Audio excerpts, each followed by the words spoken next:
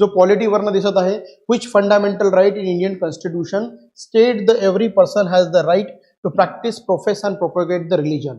म्हणजे भारतीय संविधानातील कोणत्या मूलभूत हक्काप्रमाणे व्यक्तीला आपल्या पसंतीचा धर्म आचरण करण्याचा, त्याला स्वीकारण्याचा व प्रचार करण्याचा अधिकार देण्यात आलेला आहे. सो मित्रांनो, प्रत्येकाने कॉन्स्टिट्यूशन वाचलं असेल, त्यामध्ये तुम्हाला कॉन्स्टिट्यूशनचा पार्ट 3 ज्याला म्हणतो आपण तिसरा भाग, ज्याला मूलभूत अधिकार फंडामेंटल राईट्स असं म्हटलं जातं, तर त्यानुसार धर्माची गोष्ट सांगणारा फंडामेंटल राईट विचारला गेला आहे. तर ऑप्शन आहे right to equality, right to freedom, right against exploitation किंवा right of freedom of religion. तर याचा आन्सर होईल तुमचं धर्म स्वातंत्र्य असलेला. तर नेमकं धर्म स्वातंत्र्य म्हणजे काय, कुठले आर्टिकल त्यामध्ये येतात ते आपण समजून घेऊया. जेव्हा आपण फंडामेंटल राईट्सची गोष्ट करतो तर याबद्दल काही महत्त्वाचे मुद्दे आपल्याला माहीत असणं गरजेचं आहे. जसे की संविधानाच्या पार्ट 3 मध्ये, कुठल्या पार्टमध्ये, तर पार्ट नंबर 3 मध्ये फंडामेंटल राईट्स म्हणजे मूलभूत अधिकार हा चॅप्टर ॲड केलेला आहे. जेव्हा फंडामेंटल राईट्स संविधानमध्ये ॲड करण्यात आले तर आपल्याला प्रत्येकाला माहित आहे की संविधान सभेने वेगवेगळ्या कमिटीज बनवल्या होत्या, जसे की ड्राफ्टिंग कमिटीज, प्रारूप समिती. या समितीमध्येच एक समिती होती ज्याला आपण म्हणतो फंडामेंटल राईट कमिटी, ज्याचे हेड होते सरदार वल्लभभाई पटेल. हे सुद्धा एक नाव लक्षात असायला हवं. संविधान जेव्हा बनलं, लागू झालं, त्यानंतर संविधानामध्ये टोटल फंडामेंटल राईटची संख्या ही 7 होती. त्यानंतर प्रत्येकाने लक्षात असायला हवं की एक अमेंडमेंट कंडक्ट करण्यात आलं, ज्याला 44 अमेंडमेंट 1978 म्हणतो. त्यानुसार एक फंडामेंटल राईट काढून आज संविधानामध्ये किती फंडामेंटल राईट उरले आहे, 6.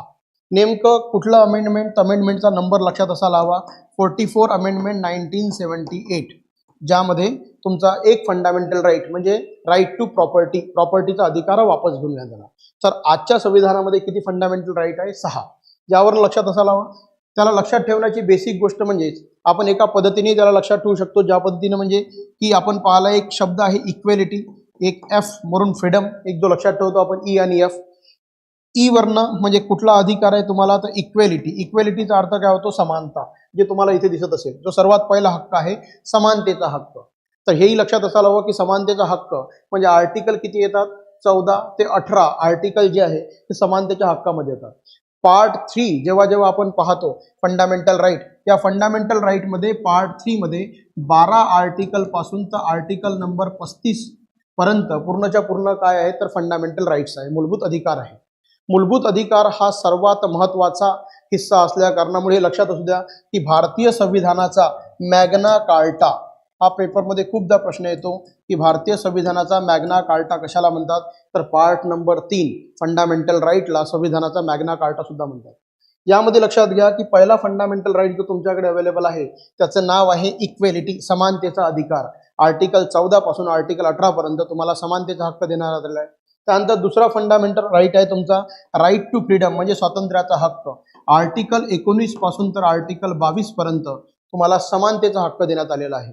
त्यानंतर जो तुम्हाला दिसतो थर्ड अधिकार, मी सिक्वेन्सेसच तुम्हाला ऑप्शन दिला आहे, त्याला म्हणतो आपण एक्सप्लॉयटेशन, शोषणाविरुद्धचा हक्क, जो तुम्हाला आर्टिकल नंबर 23 ते आर्टिकल नंबर 24 मध्ये देण्यात आलेला आहे. आणि चौथा अधिकार आहे तो आहे तुमचा रिलिजियस फ्रीडम, धार्मिक स्वातंत्र्य, ज्यामध्ये 25 पासून 28 आर्टिकल पर्यंत तुम्हाला धार्मिक स्वातंत्र्य देण्यात आले. त्यानंतर जो 5वा फंडामेंटल राईट आहे तो एज्युकेशनल आणि कल्चरल राईट्स ऑफ मायनॉरिटीज म्हणून एक आहे, ज्यामध्ये आर्टिकल नंबर 29 आणि 30 ॲड करण्यात आलेला आहे. आणि जो 6वा फंडामेंटल राईट आहे त्याला म्हणतात right of remedies, constitutional remedies किंवा संविधान उपचाराचा अधिकार, ज्याला आर्टिकल 32 मध्ये दिलेला आहे. सो तुम्हाला लक्षात असायला हवं यामध्ये पार्ट आर्टिकल नंबर 32 हा फार महत्त्वाचा आर्टिकल आहे. आर्टिकल नंबर 32 याला संविधानिक उपचाराचा अधिकार असं म्हटलं जातं. तर महत्त्वाचा हा पार्ट आहे फंडामेंटल राईट.